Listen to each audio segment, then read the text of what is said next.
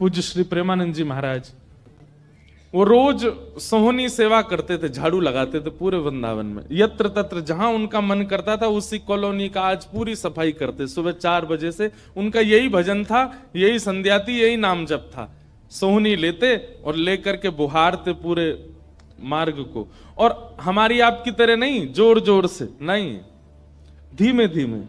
उनके मन में यह भाव था कि वृंदावन श्री प्रिया प्रियतम का ही स्वरूप है, इनके प्रति मैं रोष नहीं करूंगा, धीमे धीमे। और जब बुहारते थे तो अपने नेत्रों से ध्यान पूर्वक ब्रज की रज को देखते थे, कहीं कोई चिन्ह दिख जाए, कहीं किशोरी जी के चरण रज दिख जाए, कहीं ठाकुर जी के चरण दिख जाए।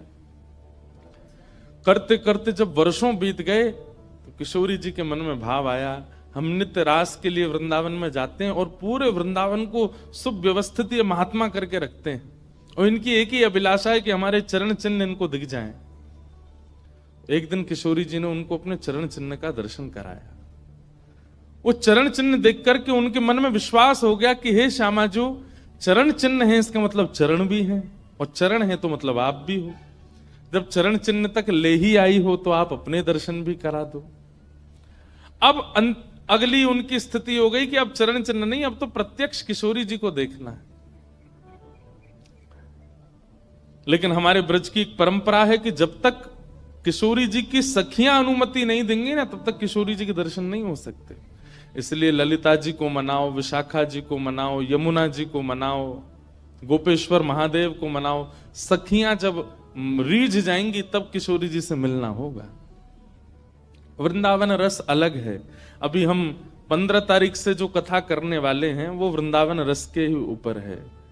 15 से लेकर के 18 अप्रैल तक गांधी धाम कच्छ गुजरात में, जहां पर वृंदावन रसामृत पद लिखा गया, वहां उस कथा को आप लाइव सुनना, उसमें वृंदावन रस की ज्यादा चर्चा करेंगे।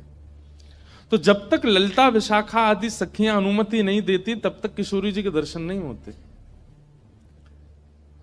लेकिन किशोरी जी तो चाहती हैं कि उनको दर्शन दें। तो एक दिन किशोरी जी ने रास करते करते अपना नूपुर वहीं छोड़ दिया,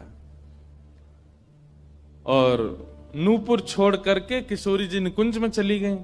आप सुबह सुबह जब सोहनी करने आए तो आपको वो नूपुर मिला, और नूपुर देख करके वो आनंदित हो गए। इतना सुंदर नूपुर, ऐसे सुंदर, आपके मन में भाव आया कि कोई इतना बड़े हल्का उसका वजन, लाली होगी, सुंदर उसका रह गया होगा, स्वरूप लेता हूं, कभी कोई मिलेगा मांगने आएगा कि भाई हमारा नूपुर दो तो मैं दे दूंगा। आपने वो नूपुर अपने पास रख लिया। नूपुर से दर्शन किशोरी जी ने कईयों को कराए। इसलिए वृंदावन में जब चला कीजिए ना, बहुत ध्यान पूर्वक देखते हुए पृथ्वी को चला कीजिए, क्या पता क्या मिल जाए। सूरदास जी को भी नूपुर से ही दर्शन हुए किशोरी जी के, और आज इन महापुरुष को भी हो रहे हैं। मुझे नाम स्मृति में नहीं आ रहा है, शायद संभवतः श्याम चरण दास जी नाम था। तो नूपुर को अपने पास रख लिया। किशोरी जी का नियम है कि जब रास में जाती हैं तो सब सखियां उनका श्रृंगार करती हैं, और एक एक श्रृंगार जो उन्होंने धारण किया है वो लिख लेती हैं। कानन में कुंडल पहने हैं, गले में ये हार पहना है, उसके ऊपर मोतिन की माला पहनी है, फिर गुंजा माला पहनी है, फिर नवलखा के हार पहने, हाथन में इतने कड़ूला पहने हैं, पैरन में पाजे। क्यों? बोले रास में श्याम सुंदर आते हैं, पता ना काचोरी करके भाग जाए। अगर एक कम रह जाए तो फिर ठाकुर जी की शामत कहाँ है, हमारी श्री जी का श्रृंगार बताओ। इसलिए सब सखियां जो हैं किशोरी जी के सिर से लेकर नख तक एक एक श्रृंगार को लिख लेती हैं पहले, रास में भेजने से पहले। और फिर रास में आने के बाद, रास से आने के बाद फिर सब सखियां एक एक श्रृंगार, एक बोलेगी हाँ भाई कानन में ये कुंडल हैं, सिर पर ऐसा सुंदर वो है, गले में ऐसी माला है, हाथन में कड़ूला, पामन में ये 2 पाजेब हैं, सब गिनती करो। और एक एक करके उतारती जाती है सखियां। आज किशोरी जी के चरणों का एक नूपुर नहीं। शाखा आदि बोली हे श्यामाजू आपका एक नूपुर कहां गया?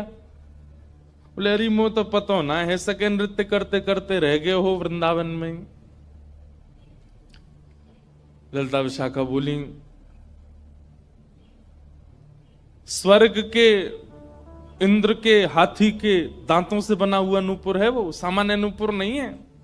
आपके ऊपर तो कोटि कोटि ब्रह्मांड बारी बारी जाते हैं किशोरी जी, पर वो नूपुर ठाकुर जी ने आपको भेंट किए हैं, बड़े बहुमूल्य नूपुर हैं। अब किशोरी जी बोली मोए ना पता कहाँ रह गए वो कहीं पे।